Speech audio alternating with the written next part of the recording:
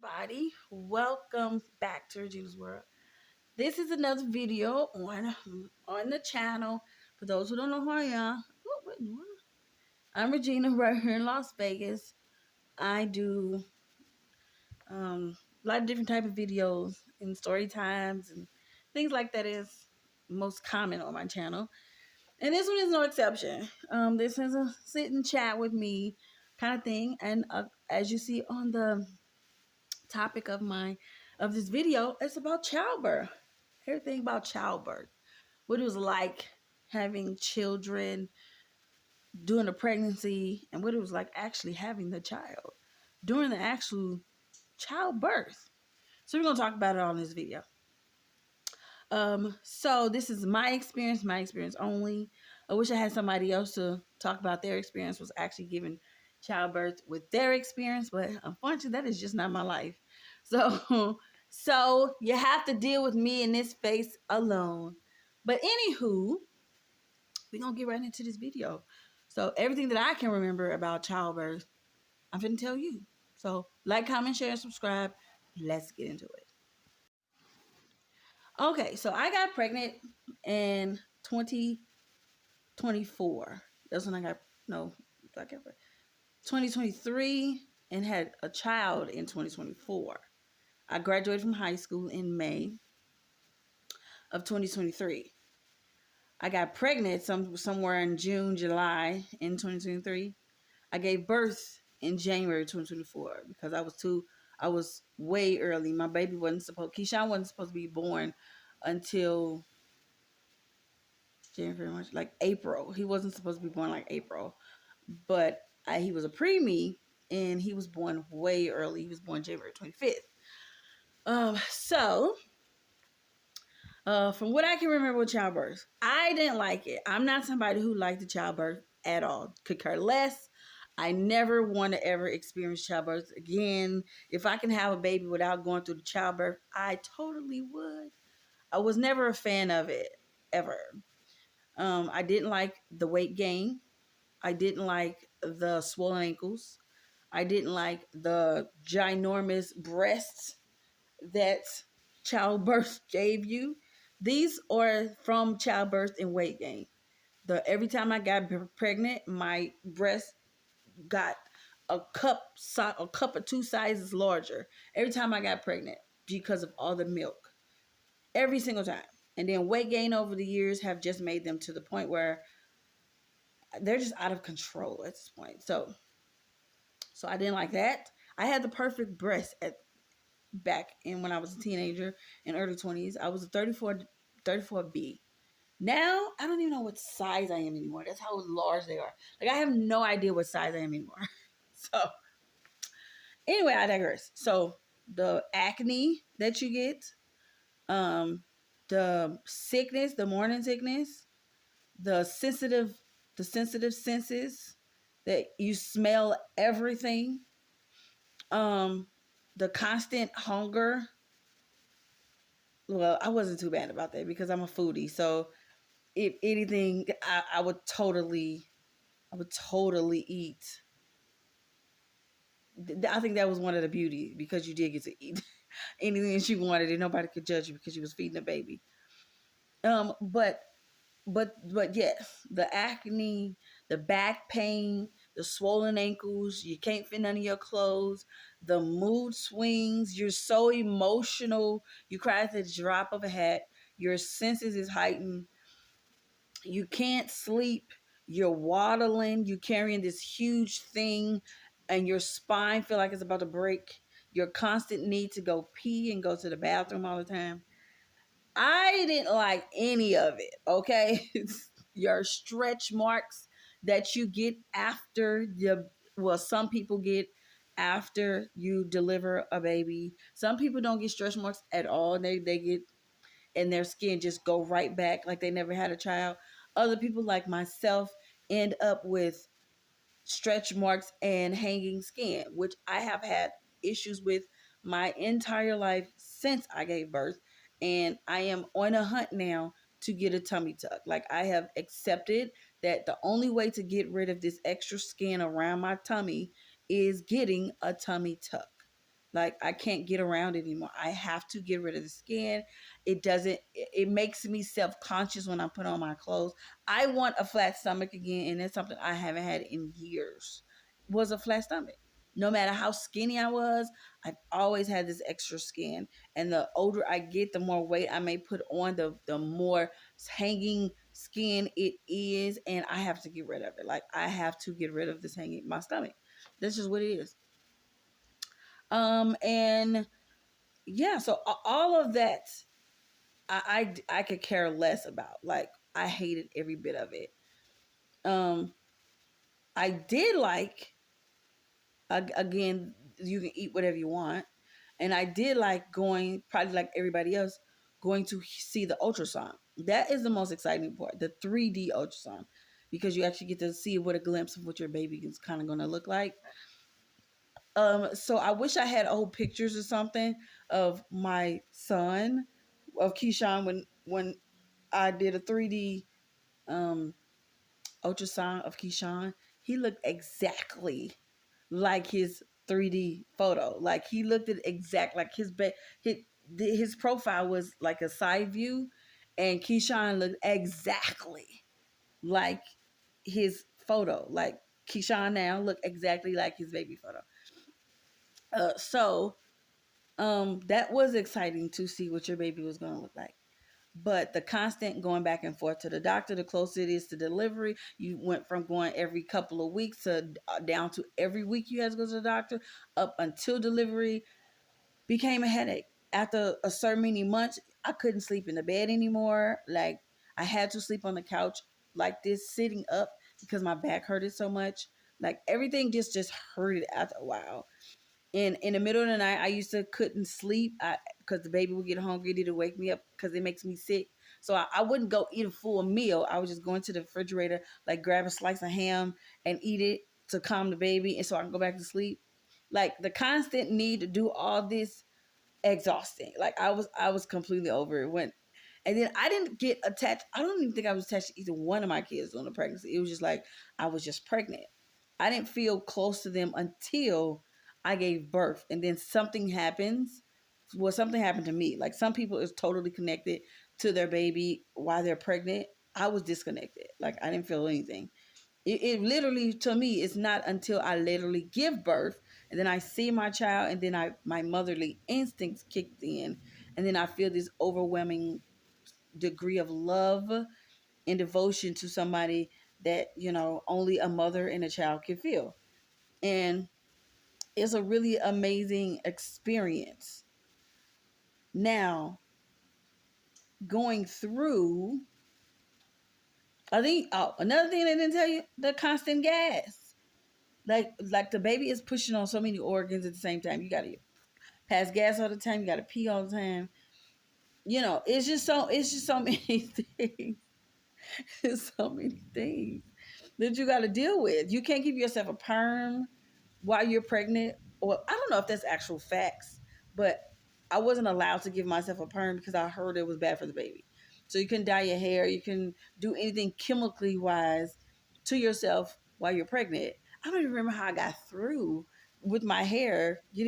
I maybe was wearing a wig, probably what I was doing now, wearing a wig for the amount of. But 9 months, did I not give myself a perm for 9 months? I do not remember. Maybe I had braids. Something had to get me through this pregnancy if I didn't do a perm for 9 months. That's a long time to not go without a perm. And I am not the natural girl, okay? But anywho, but yeah, you're told you can't do that kind of stuff. You can't do any of it. So yeah, it was a lot of things that you can't do, and then all the other things that I just mentioned. And then when it's time for the delivery, no one tells you. No one tells you what it's like to deliver a baby or go into labor. When you go into labor, I went into early labor. So when your water breaks, it is so much water. Like it is so much water when your water breaks. Okay. There is no way that you can think that you're peeing on yourself because it's so much water. And then immediately after you are immediately after you just hit with contractions. And it is the worst pain you've ever felt in your life. Contraction pain. Now for us girls who have terrible periods, monthly cycles, imagine that times 100, because that's what you kind of equate it to, like monthly cramps times 100. Like, because I have terrible cramps anyway. Like for the first 2 days of my cycle, I have the most horrible cramps. Like I can, I hate them. So I have to literally, if I could just shut down the world for 2 days and let the pain pass, I would. When I got pregnant, when I gave birth, when I was having contractions, and I was clotting with Keyshawn. So they had to rush me to the hospital. My baby daddy had called the 911. They had rushed me to the hospital. They put me on a gurney. When I got to St. Mary's Hospital, they used this long arrow looking thing. I don't even know what it's called. And I was clotting so bad, the blood was clotting around Keyshawn. So they was putting it in my uterus and like scraping my uterus and pulling the clots out because they were forming as fast as they were pulling them out. And then they were trying to talk to me at the same time, where I was literally damn near screaming and dying while I was up in there. I was screaming. So I had to get back to work. But I'm going to finish this video anyway. So, yeah, they were pulling out, clots from all around Keyshawn to keep him alive so he won't swallow or anything with a blood clot. And he wouldn't go into my bloodstream and dang near kill me. So my baby daddy had to do all the talking while they were in the middle of this, because I couldn't even speak. I was screaming so bad. So be aware of that. You could have been like me. If you go into premature labor, you might have a complication that is called clotting. So be prepared for that, and be prepared, because it's been years, so they probably can figure out another way to deal with clotting now than they did in 2004. But who knows? Because it's been a long time since I had a child. And so since I was early, since he was premature, I had to stay in the hospital for a very long time. In a private room. I was in a private room, and they kept me there because they was trying to get me to stay there as long as possible and keep Keyshawn inside of my uterus as long as possible. But it was a dry birth, so the longer he was inside of me, I was getting sicker, but he was getting healthy. He was getting older, like he was growing, but I was getting sicker because it was dry birth. So eventually I developed something called preeclampsia, and I have the definition of preeclampsia right here. I developed something called preeclampsia, so it was making me really, really sick. I lost a whole lot of weight while I was in the hospital, which worked in my favor because I came out probably smaller than when I went in. But that's when I realized that my boobs had dropped, because I had no idea that my boobs had dropped after I gave birth until I went home. Because I didn't know at the time. I didn't even take notice that my titties dropped. I got really, really sick, so they had to do emergency C-section. I didn't request a C-section. I had to do emergency C-section. Once again, I knew nothing about C-sections. C-sections, I didn't request one. I thought I was going to have one vaginally, and then it turns out that I had a C-section. And they gave me something called a T-C-section. Once again, I'm not a medical doctor, so I don't know much about C-sections. I was young. I was only 19, so I just went along with whatever the doctor told me to do. And matter of fact, I don't even think I chose to have a C-section. I was having a lot of bleeding. So, yes, guys. So, I had a lot of bleeding. So, I remember having transfusions. I don't remember how many transfusions that I needed, but I had to have transfusions because I was losing a lot of blood. So, I remember them asking my sisters, who do they want them to save, me or the child? And my sisters was like, save my sister. She can have another baby. but turns out I ended up having both. I had Keyshawn, but my sisters was not playing that shit. They was like, what kind of question is that? fucking saved my sisters. We don't even know him yet. So turns out everything worked out for the good. I gave transfusion. They gave me some transfusions. I lost a whole lot of blood during the whole situation, and then it was time for delivery. And no one tells you about epidural, honey. All they tell you is that it helps you with contractions. They don't tell you that they have this humongous ass needle the size of your fucking arm and the needle the size of your fucking hand that they're finna stick in your fucking back. No one tells you that. And no one tells you the pain that you're about to endure for about a minute of your life, and it feels like the longest minute of your life. And then you can't move. What the fuck you mean I can't move? That is the worst possible feeling of your life, to be stuck in your spine. That put the fear of God himself in me. Whoever created epidural to be shot in your spine should be drug on the street and shot. There should be absolutely another way that y'all can create, because that there is horrible. And if something goes wrong, what they do come out, here's something I need you to sign so you won't sue us. When I gave birth to Trey, I didn't have feeling in my legs for a week. I have feelings in my legs for a week. I didn't even know if I was going to get feelings back in my legs. Honey, no one tells you that. I almost jumped off the fucking table. Because no one tells you how much pain that is a horrible, horrible situation to be shot in your back with epidural. It's horrible, horrendous. The worst pain of your life is to be shot in the back with epidural. I recommend. So I said if I would have gave birth the third time, I would have had to, because I definitely had to. But if I was natural birthing it, there was no way in hell that you're going to get a fucking needle in my back. There's no way in hell. Absolutely not. I would go water birth it out. You're not shooting me in a fucking spine. Absolutely not. So, yeah. Anywho. So, but once the epidural actually kicks in, then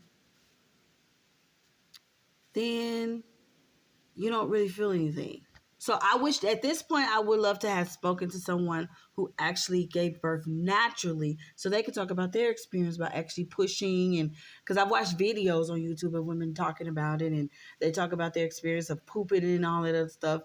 Having a C-section, it was very quick. So after I became numb from waist down, then everything that they done, I really couldn't even see, because they had a sheet up, and you can't see past a certain point while they're doing whatever it is that they're doing. All you really feel is a lot of tugging going on, and then all of a sudden, like 5-10 minutes later, if 10 minutes, you start hearing a baby cry.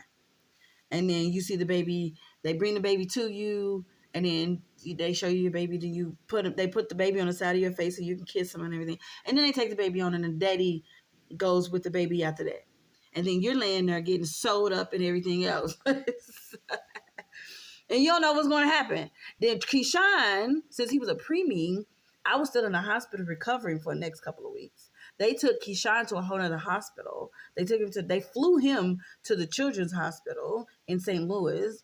So I didn't technically see Keyshawn for weeks later. And I saw him for a brief moment that day, then he was gone.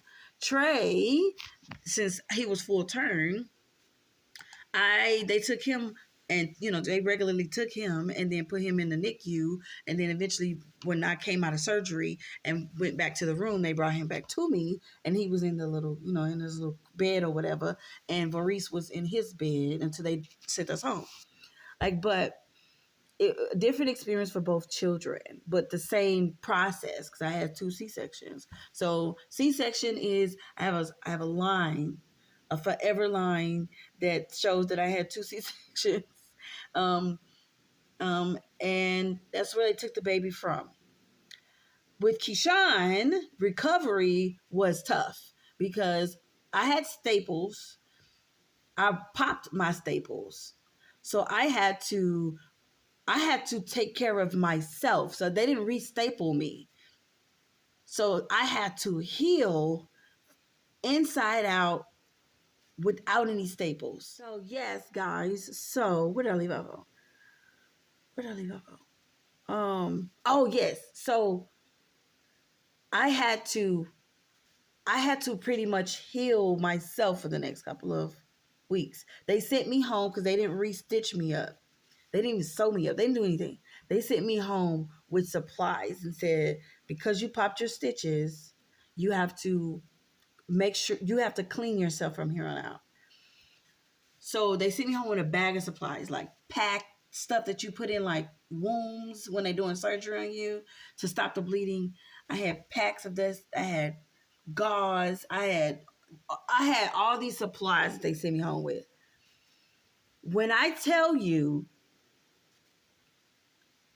this, I had to do this for months until it completely the wound completely closed from inside out. You can't imagine the smell that I had to endure for months at a time. You had to constantly clean your womb to keep it from smelling up the joint. This was the worst experience anybody can experience in life. And you know it's you. Like, you know it's coming from your guts. It's like flesh, dead flesh. If you ever smelled like a dead corpse, that's what my skin smelled like. It gave off the worst odor ever. It was horrible. So anytime I smell, I would just run to the bathroom and rinse out my skin, just rinse it out, clean it out, and then repackage. Because once it's been sitting like that for a long time, the smell becomes like overwhelming. It was embarrassing. And I had to endure that for months until my skin completely closed up over time. And then once it's healed, I was fine. But it took months to get that. And luckily, I stayed at home anyway. I didn't really go much of anywhere. I just stayed at home with Sean. But so if my life was like it was now, I would have been so embarrassed to go outside. Like, but I tell you, it was something to go through. It was an experience I will never forget because it totally smelled like a dead corpse every day. Ugh. I was stitched up, I believe. So I didn't have any real complications with Trey. After I came home, I needed help moving around and things because, you still have to recover from a C-section. So I was, his mother, Maurice's mother came in town for about a month. She stayed with us for about a month. So I can literally stay in bed and heal. And she took care of Trey for about a month, but did everything for him. She stayed in the living room. Maurice brought me stuff, so I don't really have to get out of the bed. And if I did, the bathroom was like right next to the bed. So I didn't have to go too far. She kept the house clean. She did all of the work for me. So I could just literally stay in bed and heal. So when Trey needed to eat, she brought Trey to me so I could breastfeed, because I breastfeed both of my children up until the point that I just stopped because my breast, even though they're huge, they don't produce enough milk. So I ended up having to cut off breast milk and go on formula anyway because my breast just would literally stop producing milk. But I started off with both children to breastfeed, and I enjoyed it. It was just, I enjoyed it. I had to stop breastfeeding though for the safety of Trey though, because I remember I was so tired, at the middle of the night that he just wanted to eat. And once again, I forget how large my boobs is. And I was laying down on my side and I just put Trey there so he can just, drink or, eat whatever. And I fell asleep and totally forgot that Trey was right there and fell asleep and rolled on top of Trey. Oh my God. It was God himself who kept that baby alive. Because I'm telling you, I woke up like, oh my God. And I lift up and you should have saw Trey's face. Trey's face was like, I don't even know how long I was asleep. But I was asleep long enough to suffocate my child. Like I almost killed my child. So I was like, I cannot breastfeed anymore because my boobs is too big and it's just not gonna work. I'm gonna kill my baby. So anyway, but yes. So these are the good and the bad and the ugly of getting pregnant, what it's like to be pregnant, going through the delivery, and what it's like after recovery. And recovery for me during the C-section, it took a couple of months before I was able to really like get back moving around and healing properly, and I had to take things slow and all this stuff. So it took a couple of months, but through the process, would I do it again at 37 right now? I actually would love another child. I've been having baby fever for crazy, but I know I can't do it because I got my tubes tied. After Trey, I got my tubes tied like right after Trey because I was like, I do not want any more kids. And my doctor asked me then, but I was very young. I was 22 when I got my tubes tied. Disclaimer, you don't supposed to get your tubes tied at 22. I only supposed to got a tube tied until like I was 25. But my smart ass gonna tell the doctor, he was trying to convince me to, hold on guys. So yes, guys. So that is pretty much my experience overall. I hated the pregnancy. I hated childbirth. Let me finish. So when I told my doctor about a C-section, I told him, he tried to talk me out of it, and I told him at 22, do you want this money or not? Who's paying you? If you want the money, you better give me this C-section because I know what I want. He looked at me, he closed the book, and he was like, well, let's book your C-section. And that's what he did. He booked my C-section for like the week later, and I got my tubes tied a week later. I'm like, but yeah, that's what it is. That's what it was. That's what it is. But I wish I didn't now at 37 because I really, really want a baby. And I've been having crazy baby fever like a mother. And I've been trying to get all my friends, somebody that need to have a newborn baby so I can spoil and take care of because I really, really want a child. I really do. My kids has gotten older and I really need a baby to hold on to and love all up on, but anyway, whatever. But that is my overall experience of childbirth, motherhood, what it's like to be pregnant, what it's like to go through the delivery, what it's like after and healing. It was rough, but it was all worth it because I have two beautiful boys who I love to death, and I wouldn't know what to do without them. My life would be so different if I didn't have them. So I love them to death, and I wouldn't trade them for the world. So like, comment, share, and subscribe. I hope you guys enjoy this video. I have a crazy one coming very well, right in real time tomorrow. I'm going somewhere tomorrow that is truly going to blow my mind and probably yours too. Like the place where I'm going, I can't. But you're going to see this video sometime in February when I post it. So again, like, comment, share, and subscribe. I'll see you guys later. Love you all. Bye.